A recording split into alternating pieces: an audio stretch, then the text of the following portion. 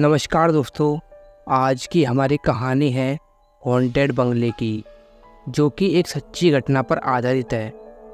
तो चलिए कहानी को शुरू करते हैं। संजय दिल्ली का रहने वाला 21 साल का एक साधारण सा लड़का था।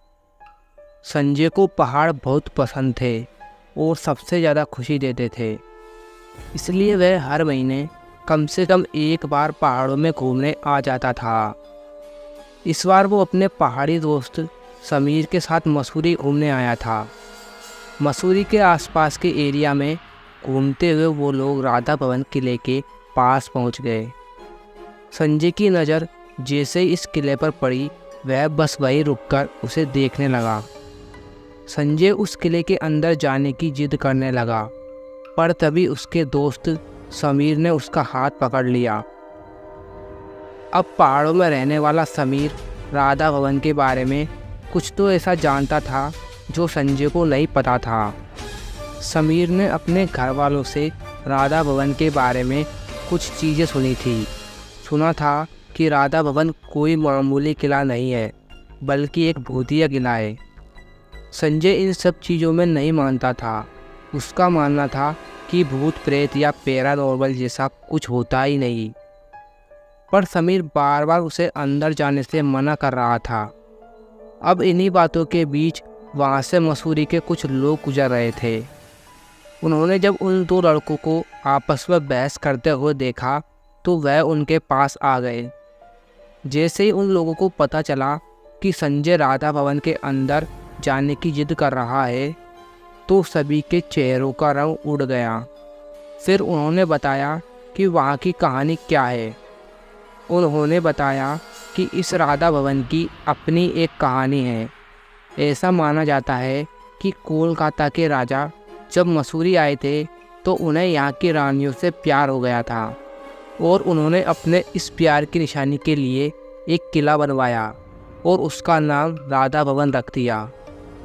उस किले से उन्हें एक अलग सी अटैचमेंट हो गई, इतनी अटैचमेंट कि वह कभी मुड़कर कोलकाता वापस गई नहीं और वह उस किले में रहने लगे। राजा के मरने के कई सालों के बाद अफ़गानिस्तान का एक सुल्तान आमिर याकूब खान जब इस किले में पहुंचा तो उसे भी इस किले से मोहब्बत हो गई। पर इस किले पर ब्रिटिश की भी नज़र थी। ब्रिटिश के बहुत कोशिश करने के बावजूद भी सुल्तान ने उस किले को नहीं छोड़ा और उसका अंजाम बुरा था। ब्रिटिश ने सुल्तान को उसी किले की एक काल कोठरी में बंदी बनाकर रख दिया और उसी में सुल्तान की मौत भी हो गई। कहते हैं कि सुल्तान ने अपना शरीर तो छोड़ दिया, पर उसकी आत्मा उस किले को नहीं छोड़ पाई। सुल्तान के मरने के बाद राधा भवन में रह रहे ब्रिटिश के साथ बहुत से पैरानॉर्मल इंसिडेंट होने लग गए और उन्हें डर कर वहाँ से भागना पड़ा। माना जाता है कि सुल्तान की आत्मा आज भी उस किले में रहती है और सुल्तान की आत्मा को उस किले में किसी भी और का होना अच्छा नहीं लगता है।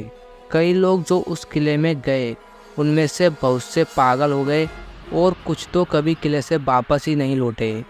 आज भी रात में उस किले से सुल्तान की दर्दनाक चीखने चिल्लाने की आवाज़ें आती है। यह कहानी सुनकर समीर के तो पसीने छूटने लगे, पर संजय ज़ोर ज़ोर से हंसने लगा और उसने लोगों की कहानी का मजाक उड़ाया और कहा कि यह सब सिर्फ कहानियाँ हैं और वो इन कहानियों को झूठा साबित करने के लिए अंदर जाएगा। लोग संजय से गुस्सा होकर वहाँ से चले गए और संजय राधा भवन के अंदर जाने लगा, पर समीर ने भी उसके साथ चलने से इनकार कर दिया। संजय उसे भी पीछे छोड़कर किले के अंदर जाने लगा। उस किले के अंदर जाते ही संजय की आंखें चमक उठी। पता नहीं उसे क्या दिखा। संजय को अचानक से थोड़ी ठंड लगने लगी क्योंकि वह एक हिल स्टेशन पर था, तो उसे यह बात अजीब नहीं लग रही थी। धीरे धीरे सूरज भी ढलने लगा था और राधा भवन के अंदर अंधेरा छाने लगा था, पर संजय को उस किले से बाहर जाने का मन ही नहीं कर रहा था।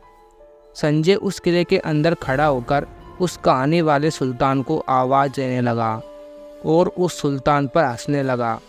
लेकिन तभी अचानक से संजय को किसी के कदमों की आवाज़ सुनाई दी। पहले तो संजय को वो अपने मन का वहम लगा, पर तभी उसको लगा कि जैसे कोई बगल में खड़ा सांसें ले रहा हो। संजय के पूरे शरीर में एक कपकपी उठ गई। उसके बगल में कोई नहीं था।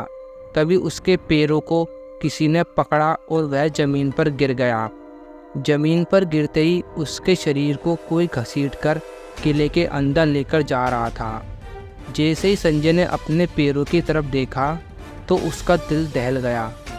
एक आदमी सुल्तान के कपड़ों में उसके पैरों को पकड़कर घसीट रहा था। संजय डर के ज़ोर ज़ोर से चीखने चिल्लाने लगा। तभी उस सुल्तान ने मुड़कर संजय को देखा और वो दृश्य संजय के दिमाग में हमेशा हमेशा के लिए छप गया।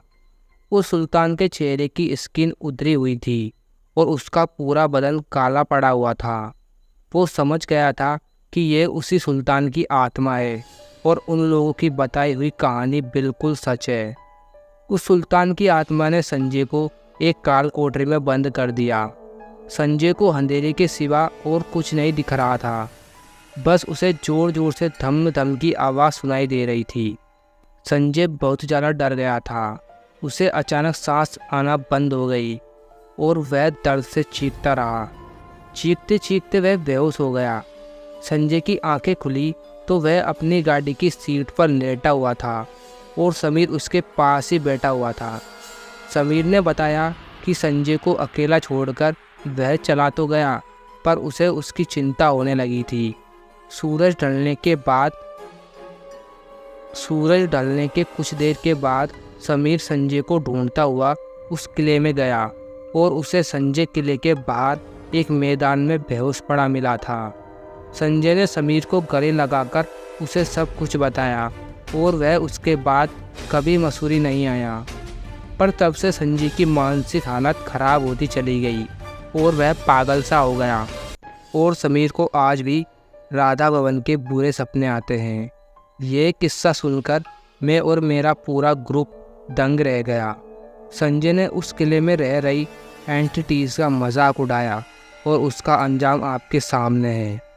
तो दोस्तों, आपको यह कहानी कैसी लगी कमेंट में ज़रूर बताएं और इसी मज़ेदार कहानी देखने के लिए हमारे चैनल को सब्सक्राइब जरूर करें।